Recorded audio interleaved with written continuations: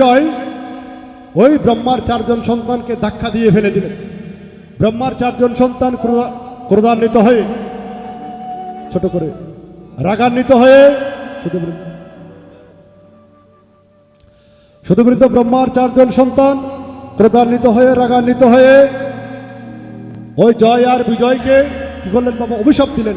এই জয় বিজয়, আমাদের যখন তুমি ধাক্কা মেরে ফেলে দিয়েছ, আমাদের সাথে যখন অসুরের মতো আচরণ করেছ, তোমাকে অভিশাপ দিলাম পরবর্তী জন্মে অসুর হয়ে জন্মগ্রহণ করবে। বাবাকে অভিশাপ দিল, ব্রহ্মার চারজন পুত্র জয় বিজয়কে অভিশাপ দিল, পরবর্তী জন্মে অভিশাপ দিলাম পরবর্তী জন্মে অসুর হয়ে জন্মগ্রহণ করো। সে অভিশাপ পাওয়ার পর তারা নারায়ণকে ডাকতে লাগলেন। বৈকুণ্ঠের ভেতর থেকে নারায়ণ বের হয়ে এসে বলছে, কি সমস্যা তোমার?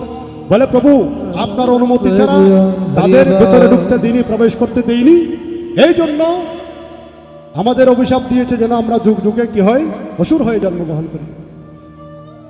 নারায়ণের কাছে জয় বিজয় প্রার্থনা করতে লাগলেন, হে প্রভু আমাদের এই অসুর কুল থেকে মুক্ত হওয়ার উপায় কি? ভগবান বলছেন, আমার সাথে শত্রুতা করলে 7 জনম পরে পাবি, আর যদি মিত্রতা করিস 4 জনম পরে পাবি।